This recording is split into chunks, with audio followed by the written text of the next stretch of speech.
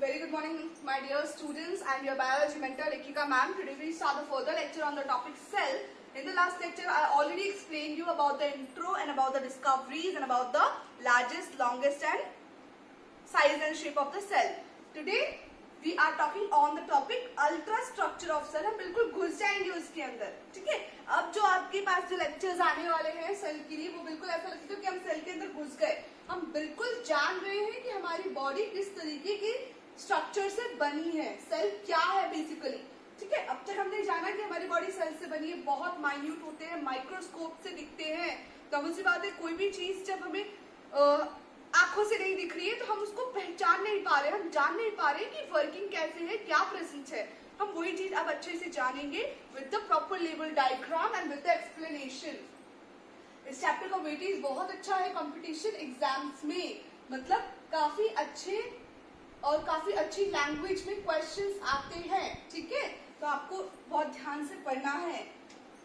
Very first we all know that types of cells, animal cells and plant cells. Okay, there are some difference between plant cells and animal cells because plant cells की बात करें तो plants अपने आप में बहुत थोड़े से rigid होते हैं, tough होते हैं, but अगर हम वही animals की बात करें, animals में we also are considered, ठीक है, like human beings भी consider किए जाते हैं, तो we are soft, ठीक है। हमारी बॉडी में फ्लेक्सिबिलिटी है, हम मूव कर सकते हैं इधर से उधर, पर प्लांट्स मूव नहीं कर सकते। दैट्स व्हाई उनको रिजिड होना जरूरी है, ताकि कोई भी एकदम अचानक से उनके ऊपर अटैक करके उनको हार्म न कर सके, ठीक है। इसलिए आपने देखा कि उनकी लीव्स बहुत स्टिफ रहती हैं, उनकी ब्रांचेस, उनके बाक्स बहुत स्टिफ रहते हैं, टफ रहते हैं। बट वही अगर हम अपनी बात करें, एनिमल सेल्स की बात करें, तो हम बहुत सॉफ्ट होते हैं, हमारी बॉडी के अंदर फ्लेक्सिबिलिटी होती है, बेंड हम आराम से कर सकते हैं, जंपिंग कर सकते हैं, हम इधर से उधर मूव कर सकते हैं, ठीक है। हम अपने आप को बचा सकते हैं, इसलिए हमारी सेल्स सॉफ्ट होती है, क्लियर। सो नाउ अब हम आगे देखेंगे, एक फ्लो चार्ट के थ्रू आप समझने की कोशिश करो कि सेल के अंदर क्या क्या प्रेजेंट है। तो हम बात करेंगे प्लांट सेल्स की, ठीक है। Some of the organelles are there जो कि एनिमल सेल्स में प्रेजेंट नहीं होते, इसलिए मैं वो यहाँ पे एक्सप्लेन नहीं कर सकती, मैं एनिमल सेल के अकॉर्डिंग एक्सप्लेन नहीं कर सकती। हम एक किसके अकॉर्डिंग एक्सप्लेन कर रहे हैं, प्लांट सेल्स के अकॉर्डिंग, ठीक है। तो वेरी फर्स्ट प्लांट सेल्स के पास या प्लांट सेल्स के अंदर दो कंपोनेंट्स प्रेजेंट होते हैं। The very first protoplast and cell wall. Cell wall तो क्या हो गई, आउटर कवरिंग हो गई। जैसे इस रूम की आउटर कवरिंग की मैं बात करूं तो दीज 4 वॉल्स, 1 दो साइड में और एक जस्ट इसके ऑपोजिट, तो दिस इज द कवरिंग, ठीक है। ऐसे ही सेल की भी अपनी एक कवरिंग होती है जिसको सेल वॉल बोलते हैं।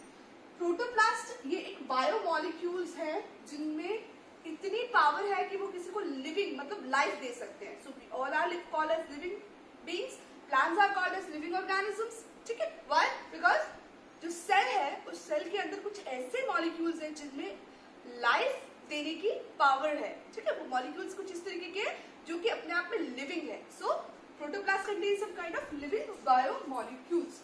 अब प्रोटोप्लास्ट की बात करें तो प्रोटोप्लास्ट में क्या क्या प्रेजेंट है, it contains protoplasm and nucleus, clear. Nucleus ये क्या है, सेल के बिल्कुल सेंटर में, it is a director of a cell, and protoplasm उसी का ही फर्दर मैट्रिक्स रीजन है, फाइन मैट्रिक्स रीजन है। अब प्रोटोप्लाज्म को फर्दर देखें तो प्रोटोप्लाज्म के पास में क्या क्या प्रेजेंट है, it contains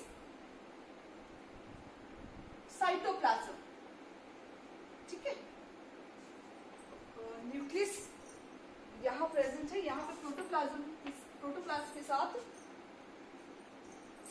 plasma membrane, because cell wall के जस्ट बाद प्लांट सेल्स के पास में एक और मेम्ब्रेन होती है which is called as plasma membrane, और उस प्लाज्मा मेम्ब्रेन के अंदर प्रोटोप्लाज्म एनक्लोज रहता है। प्रोटोप्लाज्म में न्यूक्लियस एंड साइटोप्लाज्म होते हैं। Nucleus is the director of a cell जो कि बिल्कुल सेंटर में पाया जाता है, एंड साइटोप्लाज्म ये भी एक मैट्रिक्स रीजन है। This is a matrix region, मतलब मैट्रिक्स इन द सेंस ये सॉल्वेंट फॉर्म में है। जिस तरीके से एलोवेरा के अंदर जेल पाया जाता है, कुछ इसी तरीके का स्ट्रक्चर होता है, जेली लाइक स्ट्रक्चर होता है ये, ठीक। अब साइटोप्लाज्म के अंदर क्या क्या प्रेजेंट है वो भी देख लीजिए।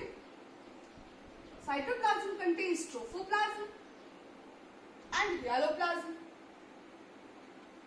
Okay. So these are the matrix substances. Trophoplasm contains, very important question यहीं से बनकर आता है, it contains organelles and bodies, ठीक है। एर्गोस्टिक बॉडीज मतलब non living bodies present inside the cell. Cell के अंदर कुछ ऐसे कंपोनेंट्स भी होते हैं जो कि नॉन लिविंग होते हैं, बट उनका इंपॉर्टेंस भी जरूरी है। तो दीज आर वैक्यूल्स, ग्रैन्यूल्स, ठीक है, माइक्रोट्यूब्यूल्स, माइक्रोफिलामेंट्स, ठीक है, ये सारे एर्गोस्टिक बॉडीज में आते हैं। ऑर्गेनेल्स के अंदर मैं बात करूं, वेरी इंपॉर्टेंट क्वेश्चन इसी से बनकर आता है। It is also further divided into 3 सब पार्ट्स, दैट इज, एक तो हो गया सिंगल मेम्ब्रेनस, एक हो गया डबल मेम्ब्रेनस, और एक हो गया नो मेम्ब्रेन। ओके, ऐसे ऑर्गेनेल्स ट्रोफोप्लाज्म के अंदर प्रेजेंट होते हैं जिनमें some of them having only single membrane, single covering, some of them having double covering, and some of them having no covering at all, no membrane at all. Single membrane की बात करें तो it is lysosome and Golgi body and endoplasmic reticulum. Okay. Double membrane की बात करें तो this is mitochondria and plastid, and no membrane की बात करें तो it is ribosome. I hope my dear आपको फुल ब्लैक बोर्ड अच्छे से दिख रहा होगा। Okay, yes, can visible. Okay, plant cells, okay, this is the entire ultra structure of cell, मतलब सेल के अंदर इस तरीके से सारी चीजें प्रेजेंट होती है। अब ये इधर थोड़ा ध्यान से देख लीजिए, मैं डायग्राम के थ्रू बता देती हूँ, मेम्ब्रेन अगर आपको नहीं समझ आ रहा हो तो। ये पर्टिकुलर एक ऑर्गेनल है, ठीक है, ये मैंने माइटोकॉन्ड्रिया बनाया है। माइटोकॉन्ड्रिया में आपको नहीं समझ आएगा, मैं न्यूक्लियस के साथ आपको समझा देती हूँ। ये पर्टिकुलर हमारा न्यूक्लियस है, ठीक है, ये हमारा ऑर्गेनल है। अब इसके ऊपर एक लेयर, ये इसकी कवरिंग है। इस न्यूक्लियस को इसने क्या किया, पर्टिकुलर न्यूक्लियस मत बोलो, इस पर्टिकुलर ऑर्गेनल को इस ग्रीन कलर की लाइनिंग ने क्या कर रखा है, कवर कर रखा है। Okay, so this is single membrane, ऐसा ऑर्गेनल जो कवर्ड है ओनली वन लेयर से, सो this is single membrane. But अगर इसके ऊपर एक और, मैंने ब्लू कलर की लेयर्स, देखो ब्लू कलर से मैं डिनोट कर रही हूं, एक और लेयर की कवरिंग है, एक और मेम्ब्रेन प्रेजेंट है, सो this is double membrane. Okay, and when, जब ये दोनों ही मेम्ब्रेन प्रेजेंट नहीं है, जब ये दोनों ही मेम्ब्रेन प्रेजेंट नहीं है तो इट मींस नो मेम्ब्रेन, कोई कवरिंग नहीं प्रेजेंट है। तो ribosome is in the case जिस ऐसा ऑर्गेनल जिसके ऊपर कोई कवरिंग नहीं है। Mitochondria and plastid double membrane layers present होती है, and lysosome, Golgi body and endoplasmic reticulum they only having single membrane layer. Okay dear, चलिए फर्दर अब हम डिस्क्राइब करते हैं प्लांट सेल्स और एनिमल सेल्स के बीच का डिफरेंस देख लेते हैं एक बार जरा सा। मैंने एक्सप्लेन तो कर दिया आपको, पर फिर भी मैं आपको लिख कर बता देती हूँ।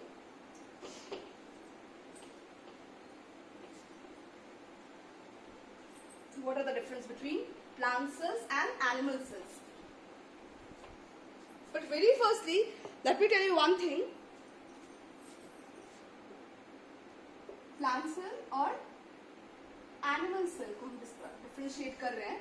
प्लांट के सेल्स को प्रोकैरियोटिक टाइप ऑफ सेल बोला जाता है, एंड एनिमल के सेल को यूकैरियोटिक टाइप ऑफ सेल बोला जाता है। ठीक है, अब क्या डिफरेंस है प्रोकैरियोटिक और यूकैरियोटिक सेल्स के बीच में, ये मैं आपको फर्दर एक्सप्लेन करूंगी। नाउ फर्दर हम मूव करते हैं कि इनके बीच में मेजर डिफरेंस क्या है।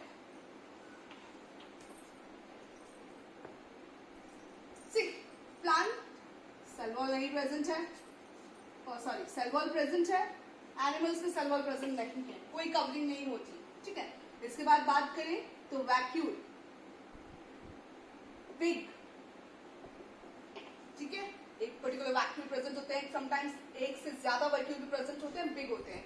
यहाँ पे वैक्यूल या तो बहुत ही ज्यादा मिनिमम नंबर्स में, स्मॉल, या फिर बिल्कुल ही प्रेजेंट नहीं होते हैं। ठीक है, तीसरा पॉइंट की बात करें तो प्लास्टिड प्रेजेंट होते हैं, बहुत सारे पिगमेंट्स प्रेजेंट होते हैं, ज़ैंथोफिल, क्रोमेटोफिल, क्लोरोफिल, बहुत सारे प्रेजेंट होते हैं, बट यहाँ पे बात करें तो यहाँ पे कोई भी प्रेजेंट नहीं होता plastid. Instead of that they contains melanin pigments, जिसकी वजह से हमें स्किनिश कलर मिलता है.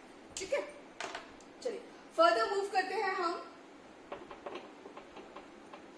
अब हम अपने सेल के अंदर घुसने जा रहे हैं. That is the very first component we will describe about cell wall. हम बात करेंगे सेल वॉल के बारे में. ठीक है, चलिए. Cell wall discovered by Robert Hooke. Normal सी बात है, cell wall discovered by Robert Hooke. तो उन्होंने ही इसकी डिस्कवरी करी थी, क्योंकि उन्होंने इसकी आउटर कवरिंग देखी थी. इसका नाम उन्होंने रखा था कि सेल की वॉल है, so it is called as cell wall. क्या है ये? रिजिड या फिर प्रोटेक्टिव आउटर कवरिंग. क्या है ये?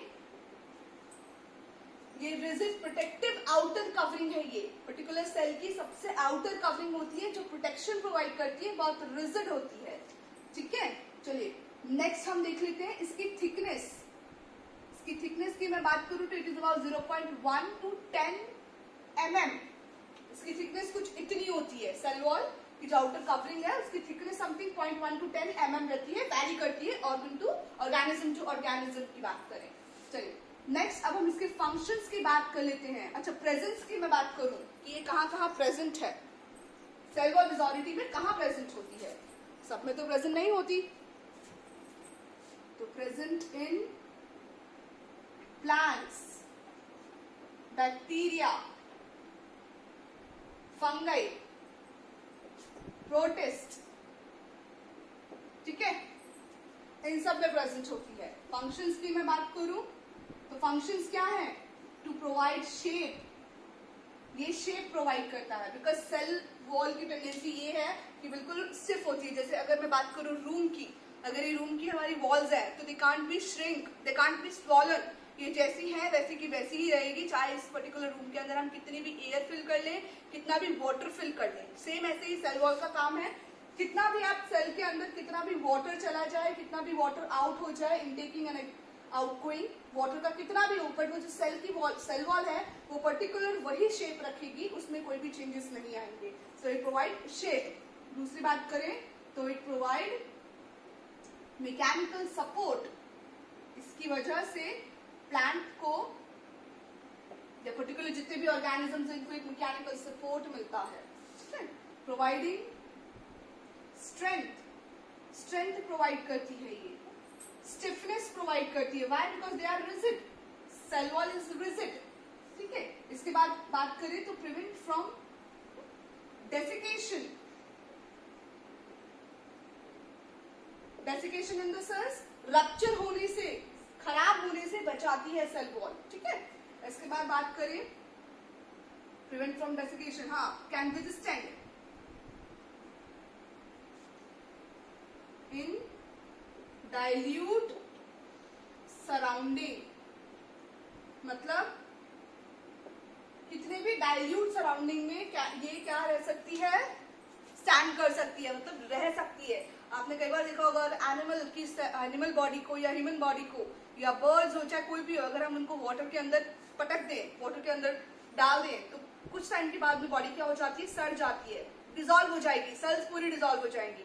बट वहीं अगर मैं प्लांट की बात करूं, प्लांट्स या फंगी की बात करूं, अगर आप उनको पानी के अंदर डिजॉल्व करके पानी के अंदर सॉल्युबल कर दो, उनको डाल दो, तो वो पानी के अंदर सॉल्युबल नहीं होंगी, डिजॉल्व नहीं होती. कई कई लंबे समय तक प्लांट्स की लीव्स, प्लांट्स की ट्रंक, प्लांट के जो स्टेम है वो ऐसा का ऐसा ही रहता है. Why? Because they having cell wall, और सेल वॉल इजीली डिसॉल्व नहीं होती. दैट्स व्हाई वो डाइल्यूट रीजन में, डाइल्यूट सराउंडिंग में कई लंबे समय तक रह सकते हैं. क्लियर हो गई ये बात सारी? ठीक है, आई होप आपको अच्छे से समझ आया.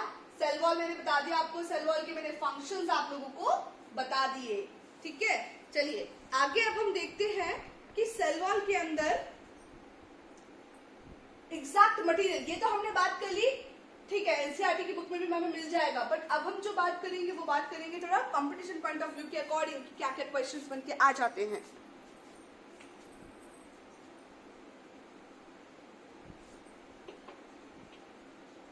एनसीईआरटी में एक लाइन लिखी हुई है that cell wall contain cellulose, ठीक है, या cell wall is made up of cellulose, ठीक है, सही बात है कि सेल वॉल सेल्यूलोज की बनी हुई है, लेकिन सेल वॉल सिर्फ और सिर्फ सेल्यूलोज की नहीं बनी हुई है।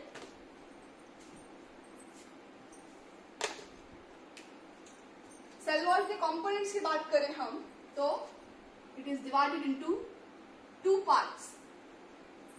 First one is matrix region and the other one is microfibrils region, ठीक है। मैट्रिक्स क्या है? It is a jelly like substance, jelly like बोलो, लिक्विड लाइक बोलो, ठीक है। मैट्रिक्स का मतलब क्या होता है? जहां भी कहीं मैट्रिक्स वर्ड आए यू कैन अंडरस्टैंड, आप समझ जाओ कि वाटर का प्रेजेंस है, ठीक है। माइक्रोफाइब्रिल्स की बात करें तो दीज आर स्ट्रक्चरल एलिमेंट्स,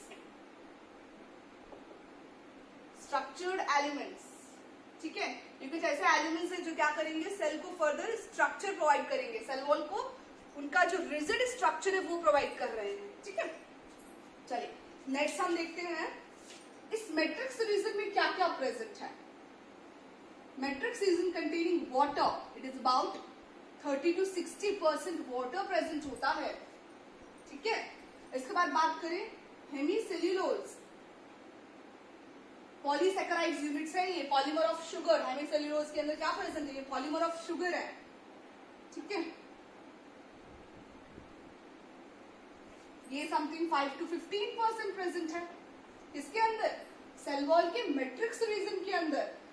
जो इसके भी कंटेंट की मैं बात करूं, ऐसे क्वेश्चंस आते नहीं है, वैसे 12th लेवल का हो गया, नीट लेवल का हो गया, बट फिर भी मैं आपको बता दूं, it contains xylose, arabinose, mannose, galactose, ठीक है। ये कुछ कंपोनेंट्स हैं जो हेमीसेल्यूलोज के अंदर पाए जाते हैं। These all are polymers of sugar, polysaccharides बोलते हैं, पॉलीसैकेराइड्स यूनिट्स। इसके अलावा बात करें तो it contains lipids, protein and pectin, ठीक है। प्रोटीन की मैं बात करूं तो इट कंटेन 1 to 2%, लिपिड्स की मैं बात करूं तो it contain 0.3 to 5%, and pectin की मैं बात करूं तो इट कंटेन्स 2 to 3%। ये कुछ परसेंटेज है, परसेंटेज मे भी वैरी, ठीक है। जब हम अलग अलग बुक्स लेते हैं और अलग अलग प्लांट्स को कंसिडर करेंगे तो ये थोड़ा सा वैरी कर सकता है, प्लांट टू प्लांट वैरी कर सकता है, ठीक है। किसी के सेल वॉल में पैक्टिन की प्रेजेंस डिपोजिशन ज्यादा होगी तो प्रोटीन की किसी में कम होगी, किसी में प्रोटीन की थोड़ी ज्यादा होगी और पैक्टिन की थोड़ी लिटिल बिट कम होगी, ठीक है। तो ये वैरी करेगा, but these are the components present in matrix region. कि सेल वॉल का जो लिक्विड, जो जेली लाइक रीजन है, जो मैट्रिक्स रीजन है, वो किससे बना है? वाटर से, हेमीसेल्यूलोज से, लिपिड, प्रोटीन्स एंड पैक्टिन से, ठीक है। बट अगर हम बात करेंगे माइक्रोफाइब्रिल्स की, तो microfibrils itself divided into two parts, that is plants के अगर मैं बात करूं, इन प्लांट्स जो माइक्रोफाइब्रिल्स है वो बना है सेल्यूलोज का। बट अगर वही मैं बात करूं फंगी, इन फंगी तो microfibrils is made up of chitin. Microfibrils किसके बने हैं? काइटिन के बने हैं, ओके डियर।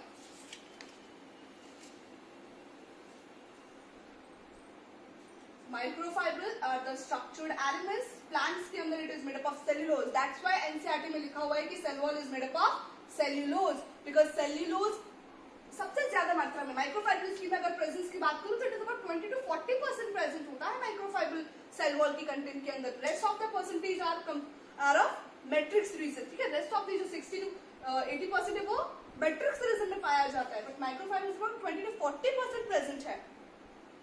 So, ये स्ट्रक्चर्ड एनिमल है बिकॉज ये सेल वॉल को स्ट्रक्चर प्रोवाइड कर रहे हैं। प्लांट्स के अंदर इट इज मेजॉरिटी में सबसे ज्यादा बने हैं सेल्यूलोज, एंड फंगी के अंदर बात करें तो वही cellulose. Cellulose is not present chitin component, okay.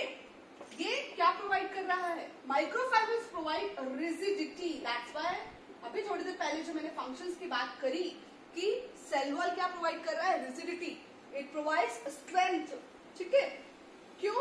Because इसके पास में माइक्रोफाइब्रिल्स प्रेजेंट है ज्यादा अमाउंट में, दैट इज सेल्यूलोज प्लांट्स के अंदर, और फंगी के अंदर काइटिन। आपने नोट डाउन किया होगा, आप मशरूम्स देखो या कोई भी अदर फंगी का ग्रुप देखोगे, ठीक है, पेनिसिलिन हो गया, एस्परगिलस हो गया, अगर आप उनको देखोगे तो वो आपको ऊपर से उनकी जो कवरिंग है आपको शाइनिंग दिखेगी। शाइनिंग वो है बिकॉज जो उसकी सेल वॉल की जो लेयर है वो काइटिन वो शाइनिंग नेचर की होती है, शाइन करती है, ठीक है।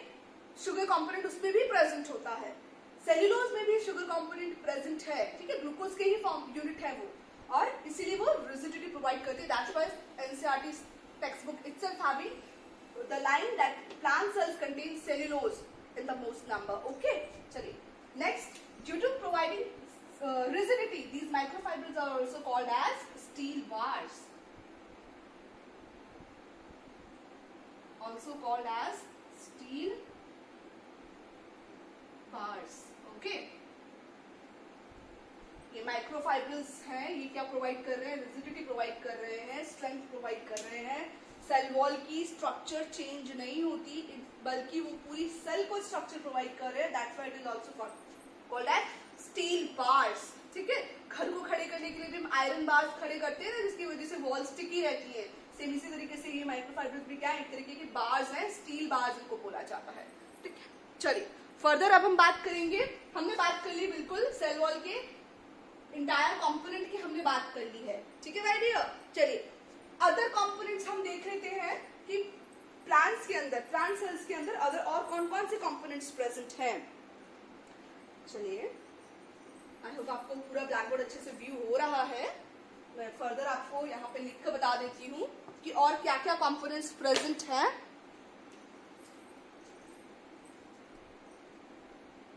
Some of the other components are also present. बेटा हर सेल की मैं बात नहीं करूंगी, जो मैं अदर कंपोनेंट्स की बात कर रही हूँ, इट इज नॉट नेसेसरी कि वो सारे ही प्लांट में प्रेजेंट है। Some of the plants contain these kind of other components, ठीक है। चलिए the first one is, ये other components हैं। First one is lignin, second one is suberin, third one is cutin, ठीक है, fourth one is silica.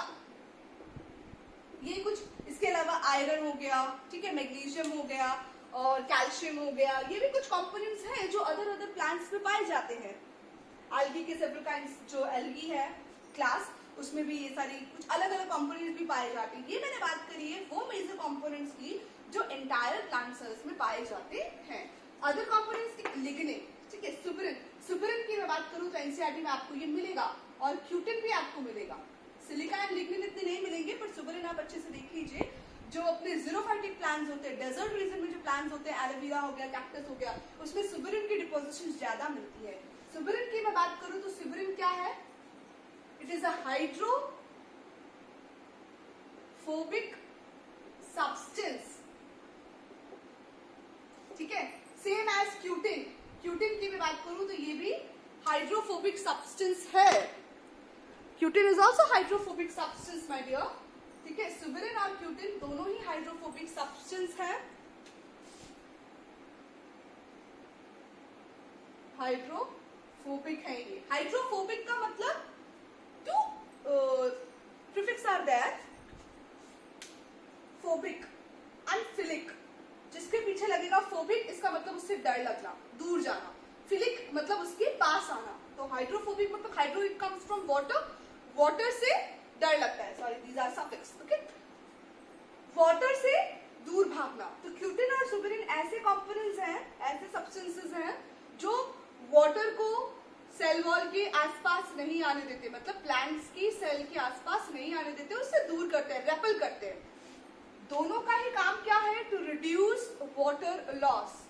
What is the function, to reduce water loss.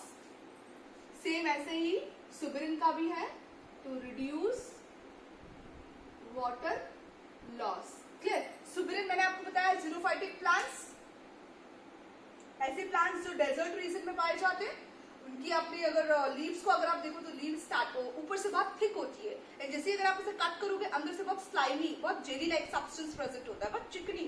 तो this is because of suberin deposition, क्योंकि उसकी cell wall में suberin का deposition होता है, जिस वजह से जीरोफाइटिक प्लांट्स के अंदर ट्रांसपायरेशन की प्रोसेस नहीं हो पाती, होती है बहुत कम, जिसकी वजह से वाटर का लॉस ज्यादा नहीं होता माय डियर, ठीक है। स्टोमेटा बहुत ज्यादा ओपन नहीं होते, बहुत ज्यादा सिंकिंग होते हैं, सुबेरिन की डिपोजिशन होती है और इस वजह से वाटर का लॉस ज्यादा नहीं हो पाता तो बात हो गई वाटर का लॉस ज्यादा नहीं करने देते हैं सुबेरिन कंपोजिशन जब प्रेजेंट होते हैं सेल वॉल के अंदर। सेम ऐसे ही क्यूटिन प्रेजेंट होती है लीव्स के नीचे एपिडर्मल सेल के अंदर।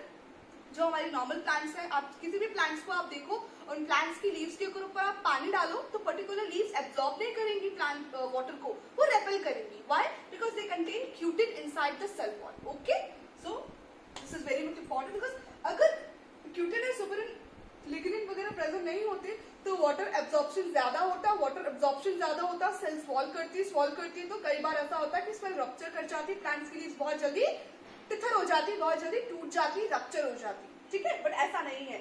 सिलिका की मैं बात करूं तो सिलिका प्रेजेंट होती है ग्रासेस में, एंड आपने ग्रासेस को देखा होगा, ग्रासेस को जब आप टच करते हो तो वो बहुत ज्यादा हमें स्टिफ नजर आती है।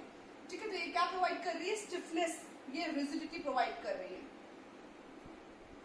ठीक है, दैट्स व्हाई कभी कभार कुछ ग्रासेस जिनकी लॉन्ग लीव्स होती है, बहुत ज्यादा साइड से बहुत ज्यादा शार्पन होती है, बिकॉज उसमें सिलिका की प्रेजेंस ज्यादा होती है, तो समटाइम्स वो हमारे हाथ को भी मतलब हमें वुंड्स हो जाते हैं उसकी वजह से। जैसे अगर हम उसको टच करते हैं साइड से तो हमें कट लग जाता है, इतनी ज्यादा सिलिका प्रेजेंट होती है, इतनी ज्यादा वो टफ होती है, वहां से स्टिफ होती है। क्लियर? चलिए, तो ये तो हो गई हमारी पूरी इंटायर कंपोजिशन की बात हो गई हमारी सेल वॉल के अंदर। नेक्स्ट हम बात करेंगे layers in cell wall. I hope आपको ये चीज समझ आया होगा। इसमें अगर आपको कुछ भी प्रॉब्लम आ रही है बेटा, आप मुझे तुरंत मुझे कॉल कर सकते हैं, मुझे मैसेज कर सकते हैं।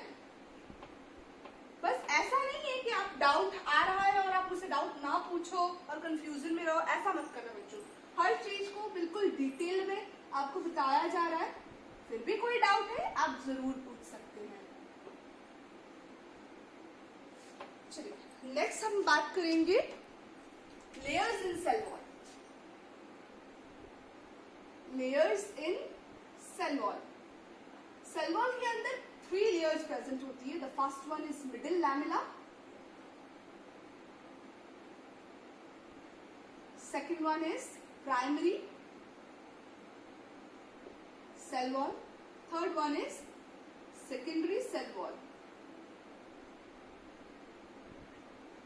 ठीक है, अब सेल वॉल, भाई आप बच्चे सोच रहे होंगे कि मैम सेल वॉल ही बहुत है, अब सेल वॉल में लेयर्स कहां से आ गई? थोड़ा सा आप मेरे डायग्राम की तरफ ध्यान देना बेटो कि सेल वॉल में लेयर्स किस तरीके से प्रेजेंट है।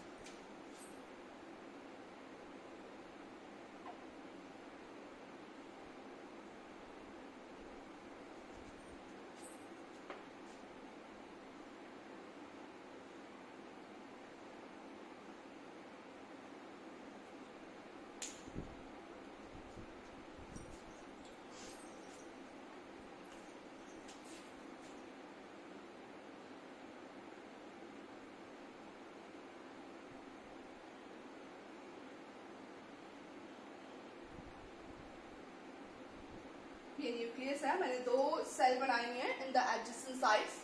सेल एक दूसरे के साथ में एडजेसेंटली अटैच रहती हैं। ठीक है,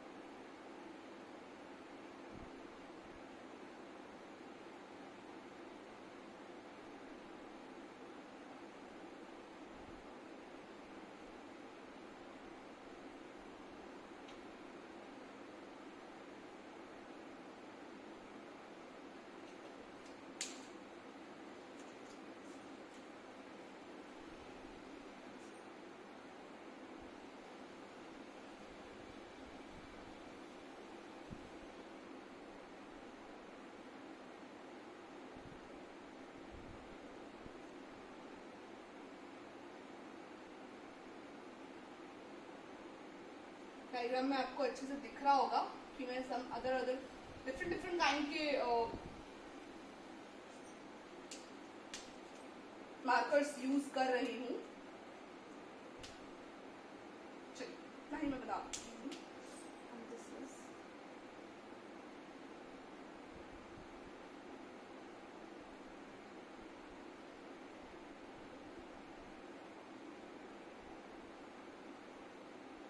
Now see, अब ध्यान से देखो, तो एडजेसेंट सेल्स है, एक दूसरे के साथ जुड़ी हुई है, ठीक है।